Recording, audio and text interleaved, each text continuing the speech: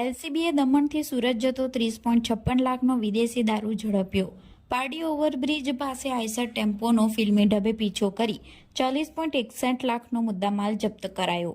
વલસાડ જિલ્લાની local crime બ્રાન્ચે પ્રોહિબિશનની પ્રવૃત્તિ વિરુદ્ધ લાલ આંખ કરી છે। સુરત વિભાગના આઈજી પ્રેમવીરસિંહ અને એસપી યુવરાજસિંહ જાડેજાની સૂચના હેઠળ એલસીબી પીઆઈ એયુ રોઝના માર્ગદર્શનમાં ટીમે દમણથી સુરત તરફ જઈ રહેલા વિદેશી દારૂનો મોટો જથ્થોને ઝડપી પાડ્યો છે। એલસીબીની ટીમને ખાનગી રાહે બાતમી મળી હતી કે એક બંધ બોડીનો આઈસર ટેમ્પો નંબર MH46BF1513 માં દારૂનો જથ્થો છુપાવી સુરત લઈ જવામાં આવી રહ્યો છે। પોલીસે પારડીના ખડકી પાસે રેમન્ડ ઓવરબ્રિજ પાસે વોચ ગોઠવી હતી। ટેમ્પો આવતા પોલીસે તેને અટકાવવાનો ઇશારો કર્યો, પરંતુ ચાલકે ટેમ્પો હંકારી મૂક્યો હતો।